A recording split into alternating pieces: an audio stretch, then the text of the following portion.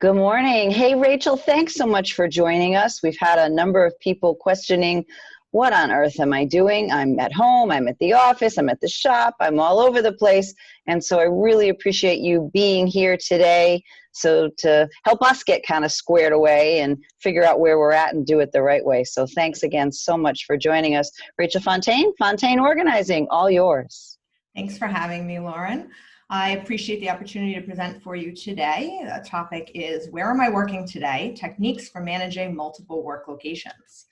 A lot of the techniques that we're going to go over today are great for even if you're only working in one location. So if you're not switching back and forth, or when your schedule goes back to normal, you can still use a lot of these things to help make your life a little easier.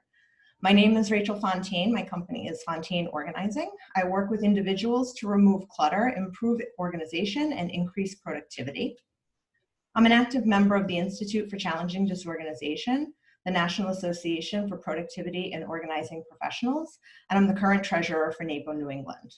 I hold specialist certificates in residential organizing, workplace productivity, and a level 1 certificate of study in ADHD. I'm also a level 2 chronic disorganization specialist and will be obtaining my level 2 specialist designation in ADHD this month. So now on to the learning. Today we'll be going over several areas that'll support a work schedule that requires you to be in multiple locations over the course of a week. By the end of this presentation, you'll have learned several planning techniques, how to manage physical items in an organized manner, how to set appropriate work-related boundaries, and how to handle unexpected changes with greater ease. Since the COVID pandemic began, lots of us have had to make adjustments in the way that we work. While some of us were able to continue working in our normal environments, but just with more restrictions around cleaning and personal protective equipment, other people had to switch completely to working from home, and I'm assuming that applies to anyone watching this presentation. This was probably a big change, but at least it was predictable. And after a period of settling in, you're able to navigate and work in a more productive manner. But at this point, our government in Rhode Island is recommending that we still work from home as much as possible. And as long as we have our control plan, our COVID control plan ready, we're allowed to start working in the office again too. So that means splitting time between 2 locations, your work and your home office. Your home office might be your dining room table or an actual room.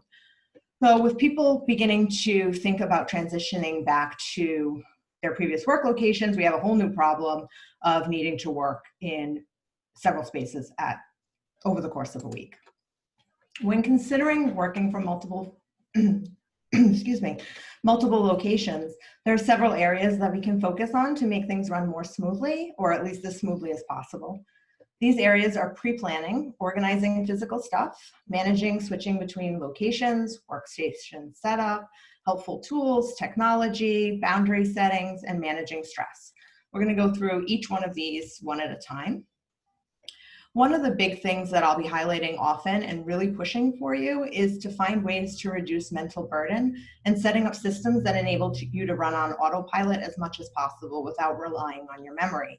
Our brains can only handle so much, and so we'll go over several ways that you can set up external systems so that your brain can focus on the business of your business. The best place to start any organizing project or productivity work is with a plan. Without a plan, we're stuck floundering around without any sense of direction. To get a handle on your plan, we're going to review an ideal week setup using calendars and several points of effective review. On this slide, you'll see a blank time map. I use this often with my clients and with myself, and I'm happy to give a copy out to anyone who's interested in trying this out. I strongly recommend filling out an ideal time week map with what you'd like your schedule to look like if everything went perfectly. Even if you've done something like this before in the past, it's a good idea to do it again now. When setting this up, you're going to want to try to group like things together. For example, you might group all your office days together and have office days be Tuesday, Wednesday, and half of Thursday. If you have to make a lot of phone calls during the week, you can create blocks of time where you return all your calls together. And I also think it's important for you to take into account how you feel at different times of the day. Perhaps you feel freshest after a cup of coffee or when you first sit down at your desk.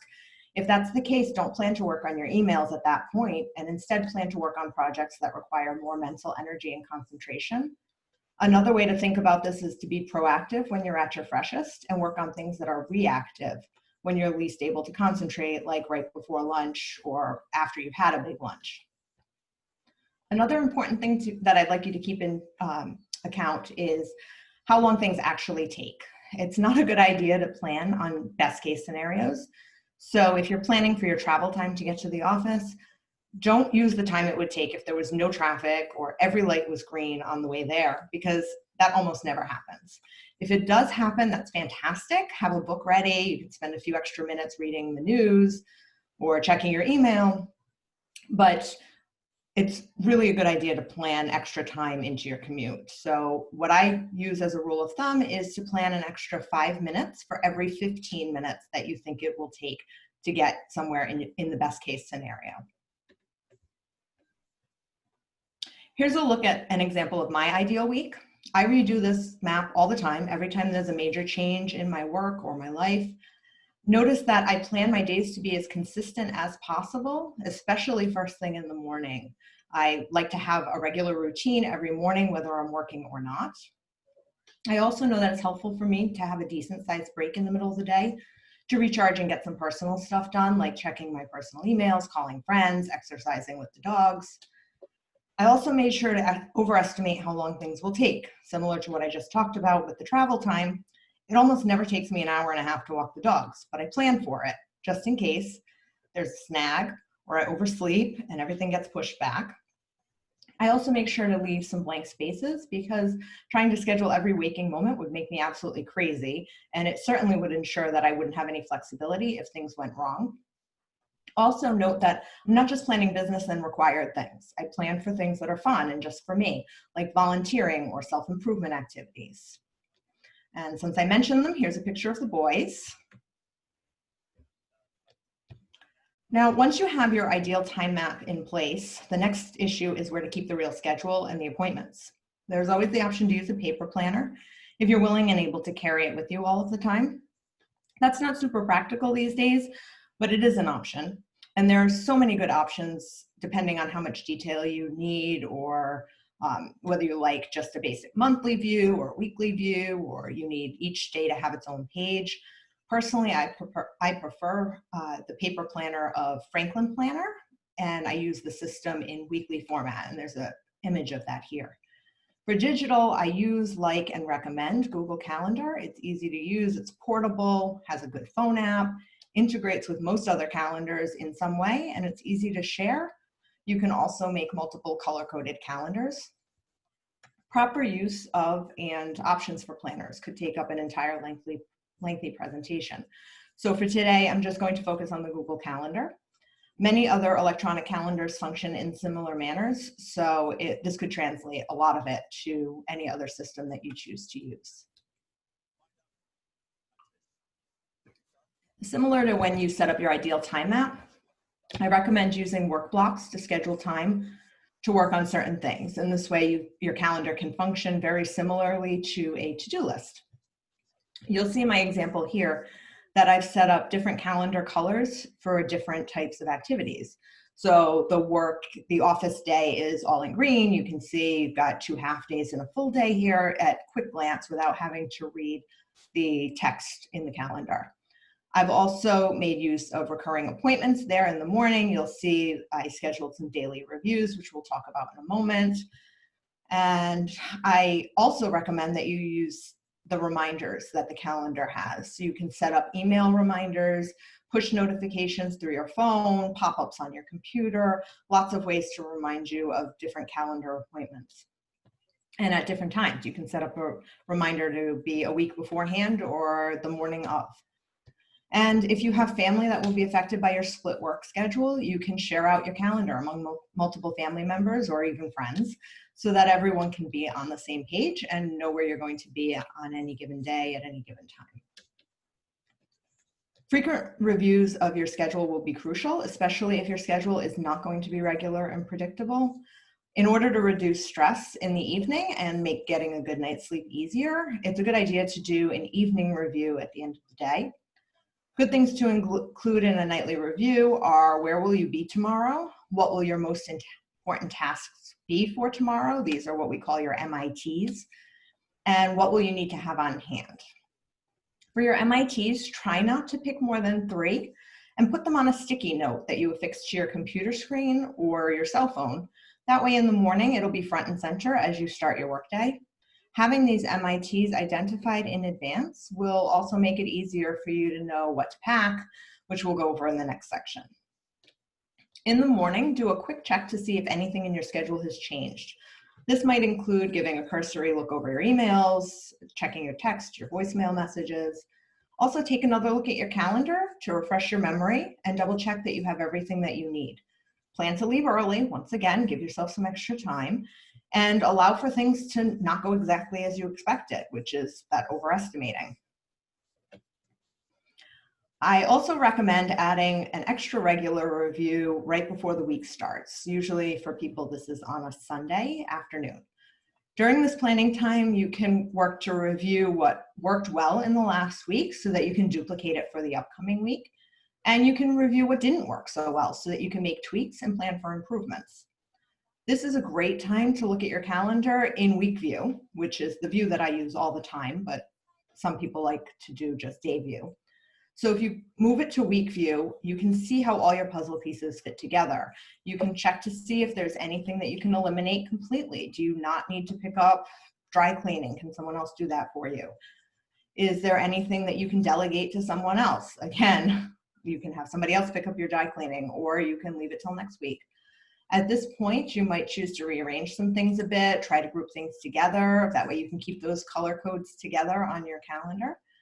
And Sunday is also a great time to do some meal planning and meal prep for the upcoming week. Remember, we want to reduce as much load as possible so that you don't have to think about these things when you're going through multiple transitions. If your meals are already planned out and your food is prepped, you don't have to worry about that one extra thing.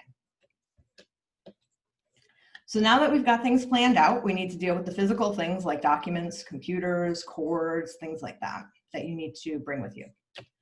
So we're going to review how to make sure you have what you need, when you need it, and where you need it.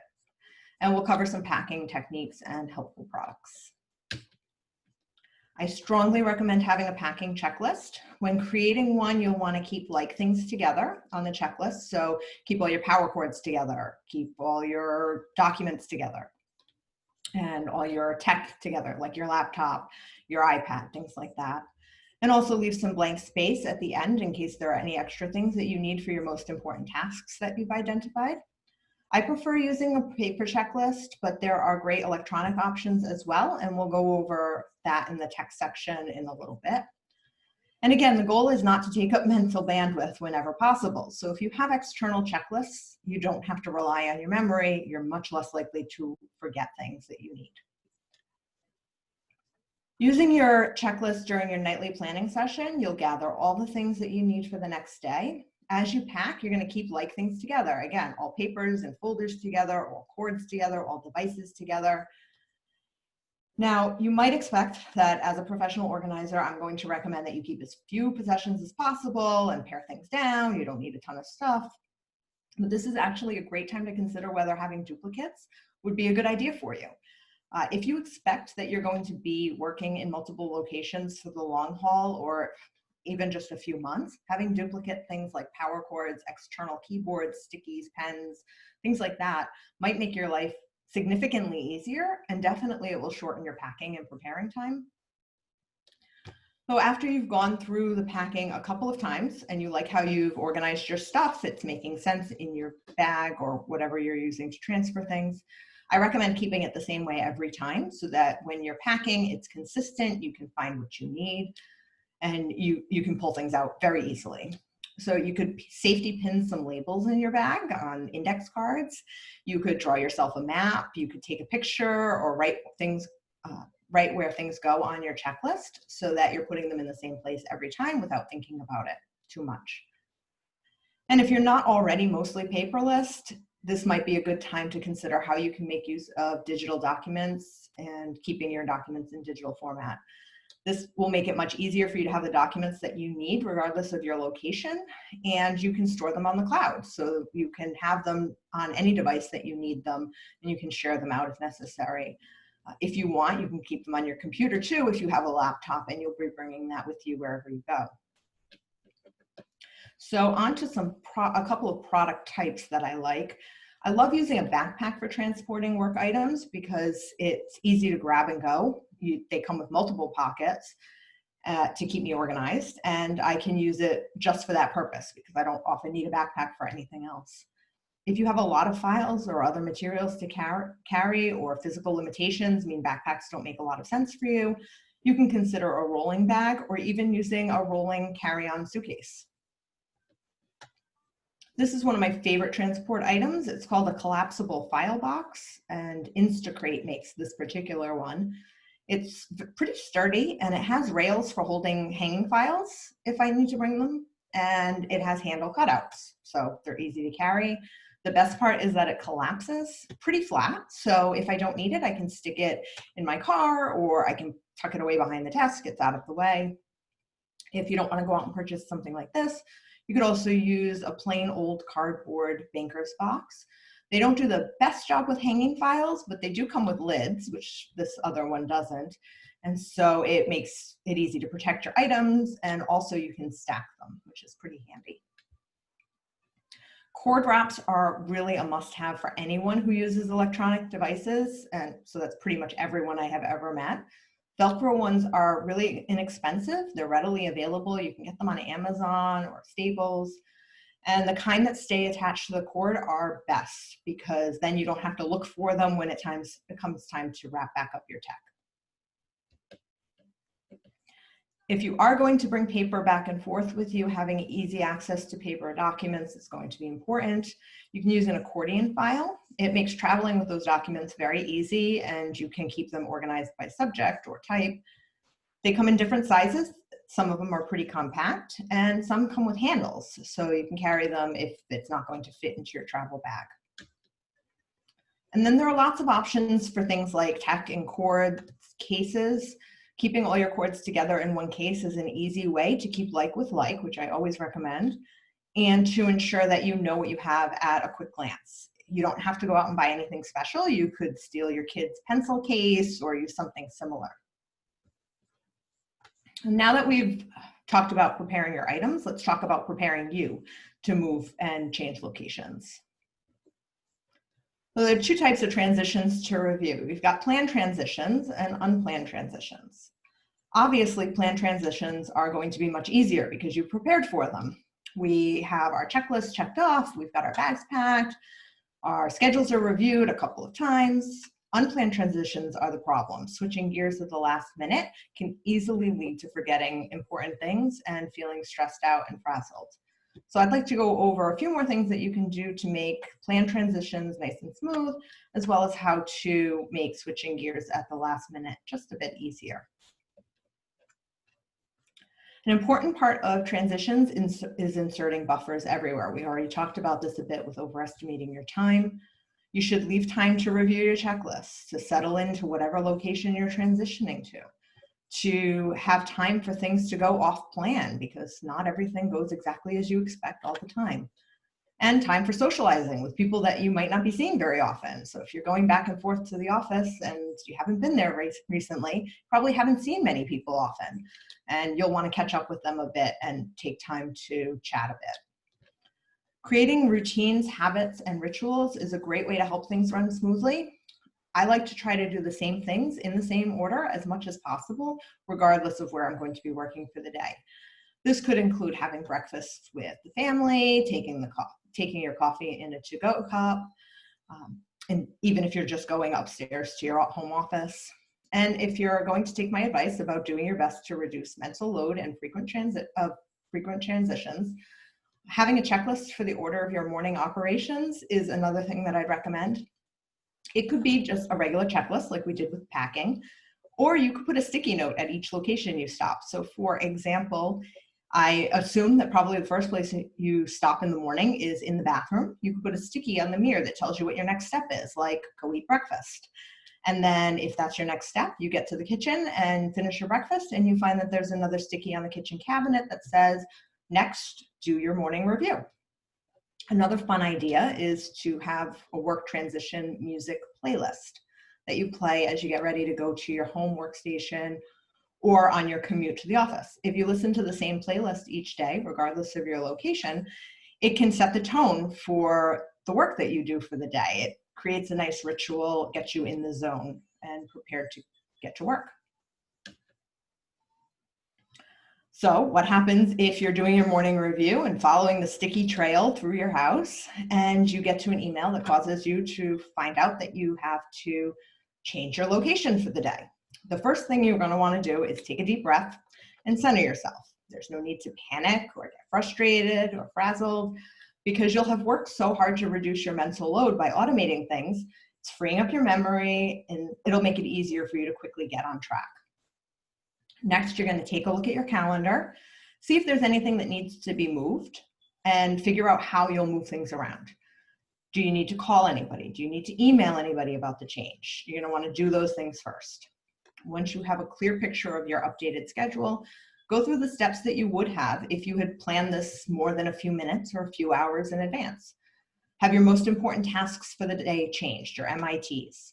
If so, throw the old sticky out, put a new sticky on your computer. Check which supplies you'll need. Unpack your bag if you're staying at home. Pack up your bag if you're going to the office. And if that's the case, don't forget that you have a checklist for that. It's great to have your list worked out in advance. And that way, when things go sideways, you are sure not to have forgotten anything. Well, once you get to your workstation, we need to go over what setting up your workstation will be like. Personally, I like the ability to work at multiple locations to get a change of scenery every so often, even within my home. I'll work at the dining room table, or I'll work in the sunroom, or I'll work in my actual office at different points throughout the day. The key to maintaining this and making it work well is to have things set up quickly and orderly each time. So I'd like to cover mirroring your setups and labeling, which will both help you set up quickly in any location. By setting up your desktop or workstation the same in any location that you're working, you'll have to work a lot less to put your hands on things that you need when you need them. We've all probably had the experience of sitting down at someone else's desk and being frustrated because we don't know where anything is. And you certainly don't want this to be your experience each time you get to work. So the easiest way to eliminate this is to pick the setup that you like best. If it's the setup at your home office, pick that one. If it's the setup at your work office, pick that one. And do your best to copy it at both locations. Some things will be obvious, like where your computer goes and where your keyboard goes, where your mouse goes. Other things might be less obvious. I'd suggest that you put your pens and note-taking material on your dominant side, put your phone on your non-dominant side, so if you have to cradle the phone against your shoulder, you can still write notes if necessary. Put things that you use most frequently nearest to you and move out in a circle from most frequent to least frequent, so that the things that you need often are just within arm's reach. Once you have it set up, similar to your work bag, I suggest making a map or taking a picture so you remember the setup each time until it becomes a normal habit. If you decide to duplicate your supplies for ease, like I mentioned earlier, then this step might not be necessary because you'll have everything you need in both locations. By setting things up the same way in all locations, you'll be able to build that muscle memory of where things are. So again, this will free up your brain to focus on more important things.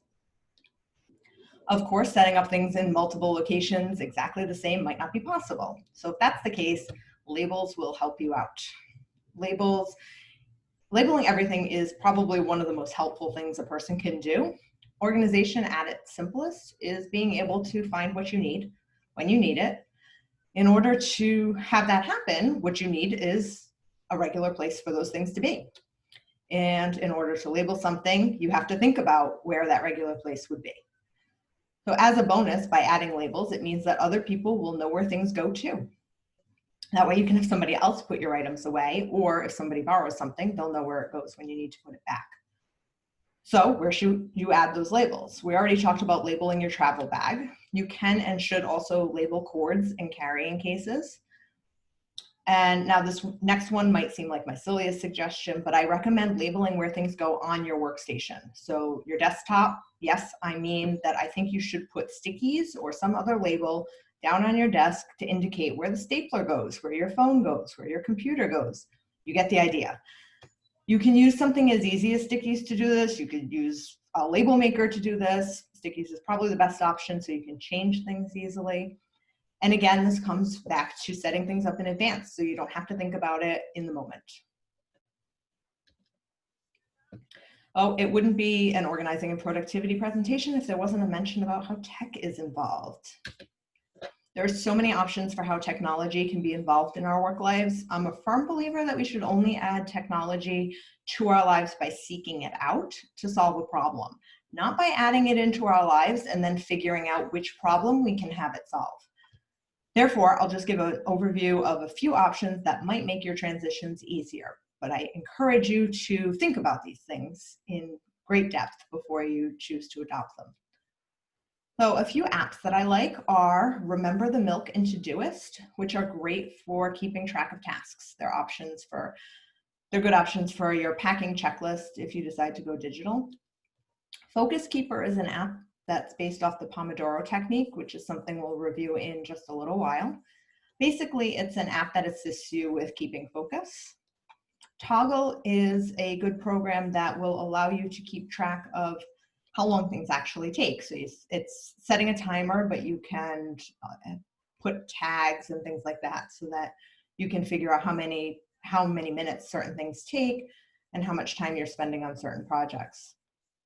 Dropbox is a great option for storing those electronic files that we were talking about. You can upload documents from your computer or from your phone. Evernote, OneNote, and Google Keep are good note-taking programs that work on your phone or your computer, and you can capture ideas, thoughts, and keep checklists. We didn't talk about this yet, but passwords are a big issue. I know a lot of people keep passwords on their desk or in their drawers. Using LastPass, 1Password, and Dashlane is something that I would strongly recommend. It'll help you keep track of all those complicated passwords so that you don't have to have them on sticky notes around your desk.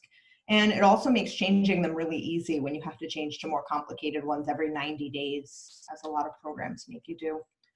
If you're the type of person who gets distracted by the shiny objects of the internet, I'd recommend giving Pocket a try.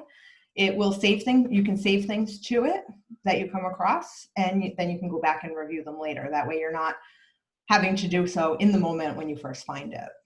And then lastly, Trello is one of my favorites. It uses columns and little note cards, and it's great for project management, keeping lists, note-taking, and it has a very robust free version.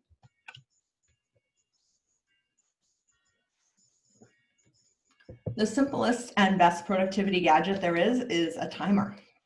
Timers are really useful for multiple aspects of your day and are a great way to stay focused and on track. Reminders will help free up your memory for more important things.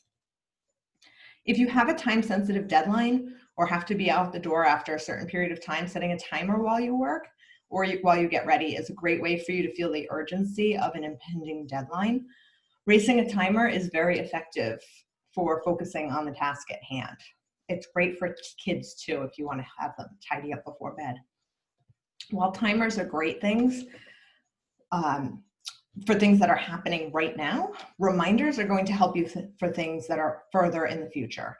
If you're making use of an electronic calendar, you can set reminders there like we talked about, or you can use phone reminder features. I just set one up to remind me that I have to go to the grocery store later because I don't want to have to think about it until the time comes.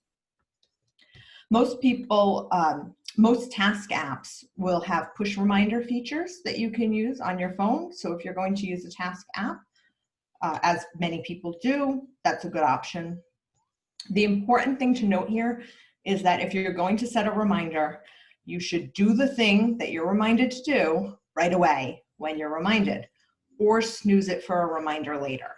Don't just dismiss the reminder and assume that you're going to remember it in a little while, because chances are you won't.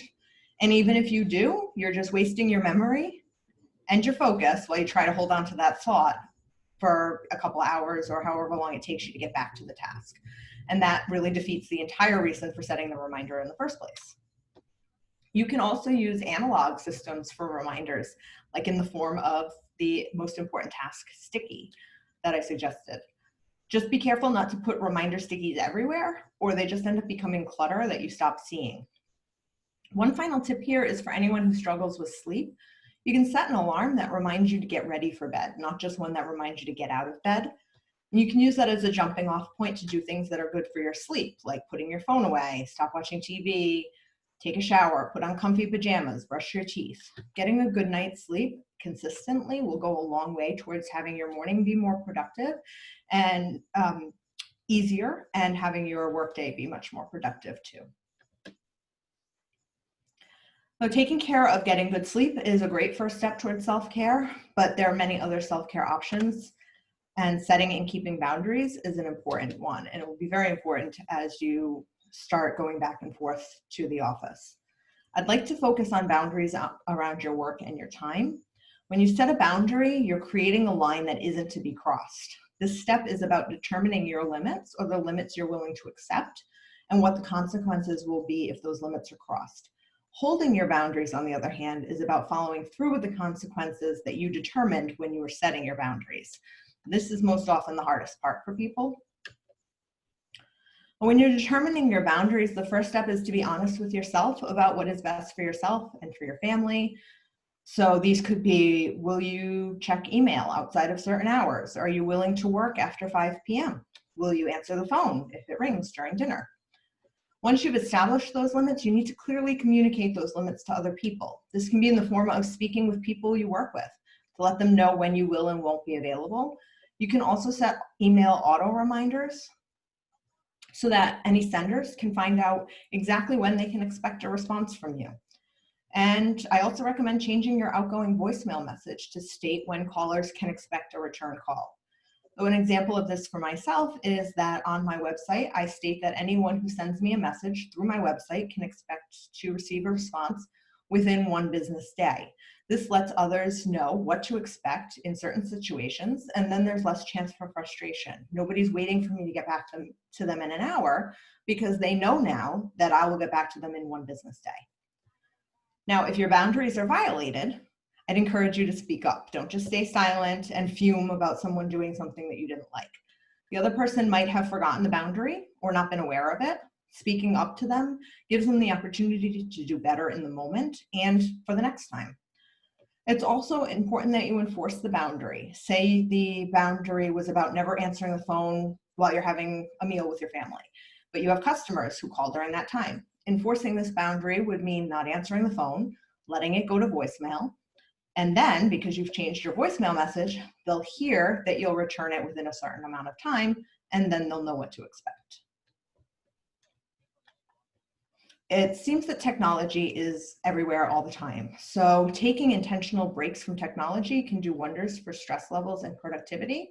So I recommend setting boundaries about your tech. Smartphones are so helpful, so many ways, but they can also cause a lot of problems. They've been described as an addictive slot machine in your pocket, and I think that's pretty accurate. Try giving yourself some space from your smartphone. Most phones have 2 really handy features, night mode and auto response. Night mode silences notifications and phone calls during specific times that you predetermine, though you can also enable this as needed for outside of those times. If somebody really needs to reach you during that time, they can call twice in a row to break through, which a lot of people don't know, but it's really good to know that. Some phones also have a do not disturb autoresponder. With the iPhone, that's in the form of a do not respond while driving setting. And if you set that up and you enable that, if somebody sends you a text message while it's set, they'll get an auto message. And you can customize it to let them know that you're not available and when you'll get back to them. Tech boundary that I keep personally is to keep my phone in night mode from 8:30 to 5:30, 8:30 p.m. to 5:30 a.m. Anyone who tries to get my attention during that time is going to have to wait until morning to hear back from me. I have set it up so that people in my favorites list can break through. So if my parents call, my son calls, they can get me anyway. They don't have to call twice for it to break through. It will break through on the first time. If my husband needs me, he can come and find me in the house. You can also give yourself some physical space from your phone. This is a great boundary, and I struggle with this one myself, so I know it's tough. It's to leave your phone in another room while you work, and don't keep it in the bedroom while you sleep. So you won't pick it up out of habit or be tempted to look at it all the time. If you need it for an alarm or an alert, which, we've just talked about the reminders, so it'd be helpful to have that available, you just turn the volume up loud enough so that you can hear it from the next room, but it's not within arm's reach. You can turn your phone off for a while too. It doesn't have to be on all the time. It might feel strange for a little while, but I promise you'll get used to it and you'll probably find it a bit freeing. At the very least, I recommend changing your phone settings to eliminate as many push notifications as possible. You'll obviously keep things like reminders and text messages, but do you really need to know that you've hit your step count for the day in your Fitbit app? Or do you really need to have notifications from Twitter and Instagram popping up at you all the time? So there are a few more tips that I'd like to mention that will help you get set up for success. Be proactive in disabling and eliminating things that are a distraction. Be really honest with yourself about what's useful and what's causing you trouble, and be proactive instead of reactive. Plan ahead, don't just respond to things that come your way. And some don't try to rely on self-control for problem areas. It almost never works out. Don't expect people to read your mind. They're not going to know what your boundaries are unless you tell them. Don't use your phone right before bed or while you're in bed. It's really bad for your sleep. And don't check your phone first thing in the morning, because then you'll be reactive to whatever came in instead of being proactive about how you start your day. So I've given you a lot of tips about ways that you can set things up in order to avoid too much stress about frequent transitions, but it's likely that you're going to get stressed at some point anyway. So 2 great ways to combat stress are taking effective breaks and practicing meditation. If your current method of taking a break is to switch from work to staring at your cell phone while pounding back some caffeine, I've been there, so I get it, but you're probably not feeling very refreshed when you get back to work. Working to create effective breaks during your day will go a huge long way towards making you feel calmer and helping with your productivity. One of my favorite techniques is the Pomodoro technique. It was started by Francesco Cirillo in the 1980s. Pomodoro is Italian for tomato, which is the shape of the timer he used. So this is the time management method which adds breaks into it. You use this method by setting a timer for 25 minutes. When the timer goes off, you reset it to take a 5-minute break, and then you repeat this process a few times and then take a longer break. So this not only gives you the break that you really need throughout the day to feel refreshed, but it also helps you with the racing of the timer that I talked about a little while ago. Makes you feel like you're rushing against a deadline and puts the pressure on, help you move things along much faster. If you're stuck staring at a computer screen all day, a great way to reduce eye fatigue is to use the 20-20-20 rule. Here you're going to take a break every 20 minutes to look at something at least 20 feet away for at least 20 seconds. So if you're working near a window, this could be as simple as just looking up and staring at a tree or watching the birds for a few seconds. Regardless of the weather or your work location, I strongly recommend getting outside for at least a few minutes for some fresh air. It'll help rejuvenate you, refresh you after being inside for hours. And while you're out there, take a brisk walk around the block or even just around the building so that you can get your heart pumping, your blood flowing, and make you feel more energized. There's significant evidence that consistent meditation practice makes things easier for people, makes it easier for individuals to cope with stress. There's so many options for meditation practices, and there are apps that offer guided meditation. Now, one of my biggest pet peeves is presentations that walk participants through lots of silent meditation time, and I've been known to doze off during those, so I'm not going to do that to you. But what I will say is that it doesn't have to be complicated, and it is something that really anyone can do. You can Google some options, try an app, do any one that sounds good to you, but I'll tell you quickly what my go-to is.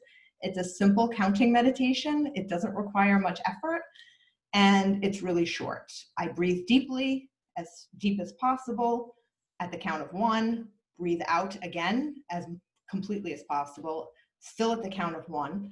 Then I repeat it for number 2, breathe in and breathe out at number 2, and I keep going until I reach 60. Each time I lose my place I start over, or I just go back to the last number that I remember counting. And this takes just about 10 minutes, which is perfect for a really busy day. It'll make you feel a lot calmer at the end. So that's the end of the presentation. I'd be happy to take a question if anyone has one, or you can reach out to me through my website, fontaineorganizing.com, or by email at rachel@fontaineorganizing.com. And let me stop my share. Thanks so much, Rachel. All right, I have my to-do list, that's for sure. Some great tips, some things I had not thought of at all, and so I thank you very much. Could you share just for one more moment so that we see your email address for those that didn't get to copy it down? I would love to. Just give me 1 second and there it is. You see it? Perfect. Okay. Right there. All right. Thank you again so much. Great ideas. Look forward to having you back soon. We'll reach out and ask a couple of questions on how some of those things will apply with what we're doing specifically. And I thank you and hope you have an awesome day. All right. Thanks. Thanks.